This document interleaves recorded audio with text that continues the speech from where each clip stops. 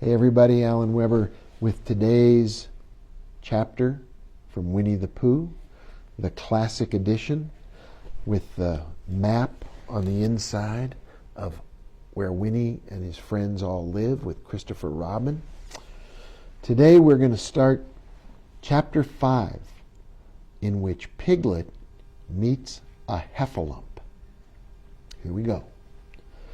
One day when Christopher Robin and Winnie the Pooh and Piglet were all talking together, Christopher Robin finished the mouthful he was eating and said carelessly, "I saw a Heffalump today, Piglet." "What was it doing?" asked Piglet. "Just lumping along," said Christopher Robin. "I don't think it saw me." "I saw one once," said Piglet. "At least I think I did," he said, "only perhaps it wasn't." "So did I," said Pooh, wondering what a Heffalump was like.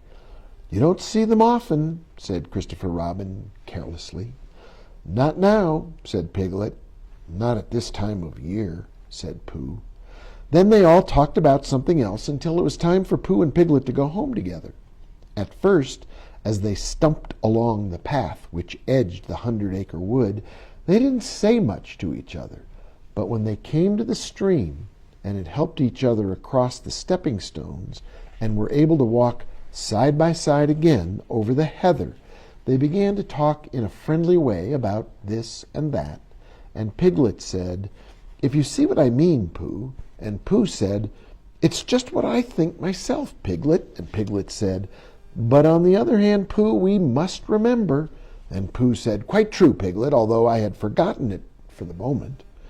And then, just as they came to the 6 pine trees, Pooh looked round to see if nobody else was listening, and said in a very solemn voice, "Piglet, I have decided something." "What have you decided, Pooh?" "I have decided to catch a Heffalump." Pooh nodded his head several times as he said this, and waited for Piglet to say, "How?" or "Pooh, you couldn't," or something helpful of that sort, but Piglet said nothing.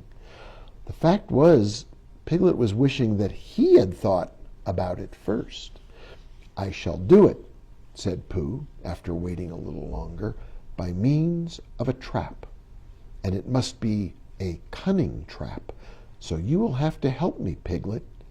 "Pooh," said Piglet, feeling quite happy again now, "I will." And then he said, "How shall we do it?" And Pooh said, "That's just it. How?" And then they sat down together to think it out.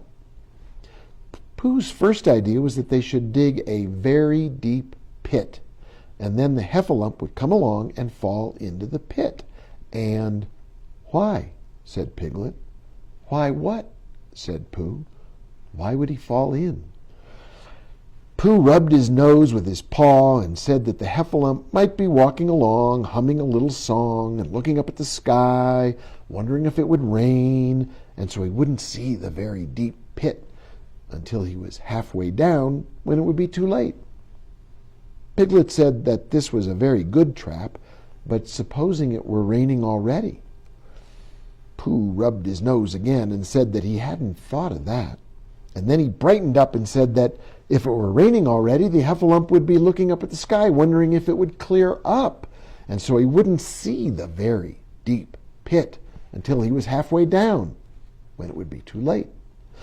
Piglet said that now that this point had been explained, he thought it was a cunning trap.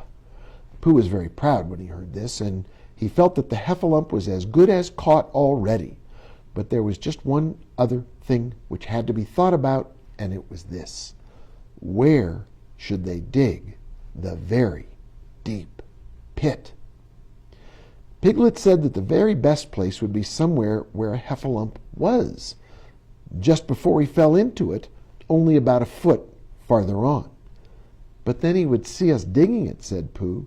"Not if he was looking up at the sky." "He would suspect," said Pooh, "if he happened to look down." He thought for a long time, and then he added sadly, "It isn't as easy as I thought. I suppose that's why heffalumps hardly ever get caught." "That must be it," said Piglet. They sighed and got up, and when they had taken a few gorse prickles out of themselves, they sat down again.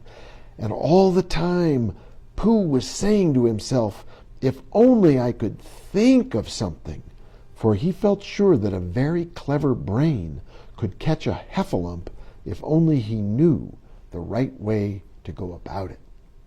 So let's pause there, and we'll find out in the next episode how Piglet and Pooh think about catching a heffalump.